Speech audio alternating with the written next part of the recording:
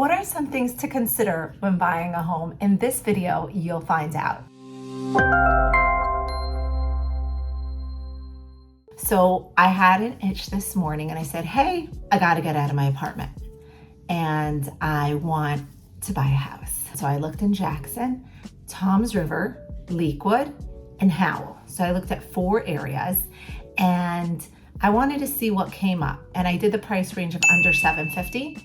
And then I upped it to $850 because I wanted to see the change. So in Jackson, there was about 35 homes, Toms River 24, and then Lakewood there was, I think 9, in Manchester there was 9, and then I don't remember in Howell. There was one specific house that I liked the most, and I realized that even that house wasn't perfect. So this home had 4 bedrooms upstairs, so I would still need an office for myself, and that office for myself I would put in the garage. So I would still need to convert the garage to make an office, a guest room with a bathroom, and then the kitchen would still be too small for my needs, and that would be extended. And this home was $750. What are the payments on that? Let's say 10% down. So if we're putting 10% down, principal and interest would be like $3,800 versus $41. Depends if you put 10 or 20% down. With taxes, which is about $10,000 a year, the payments would be $5,000 a month. And then this is not including the cost of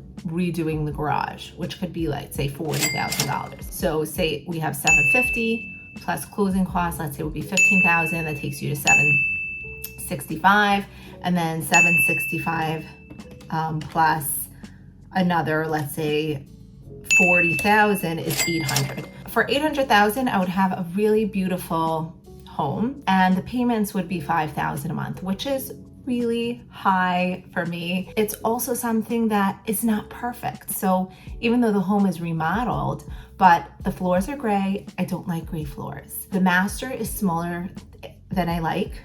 The upstairs has carpet, I don't like carpet. The basement has low ceilings, which most basements do, but it is a premium lot. Like, it's on the end of a cul-de-sac. It does not have a pool. I don't like pools.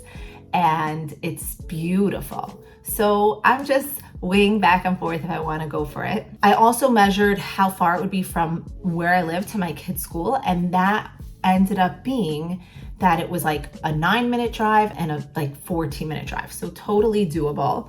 And when I looked into Jackson, the Jackson homes are like a 25-minute drive, which is not something that me and my husband could take on. We're not bus drivers. And another thing I realized was that how neighborhood was so important, because I happened to know that this house for $750 was on a block where I met some of the neighbors and they seemed like nice people. And there was another home that was larger, more beautiful curb appeal, but I was just like, I don't know who the neighbors are. And I was skeptical about going to a block where I didn't know what the people were going to be like. Anyway, that is my little tidbit for today. I hope you enjoyed, and stay tuned for more.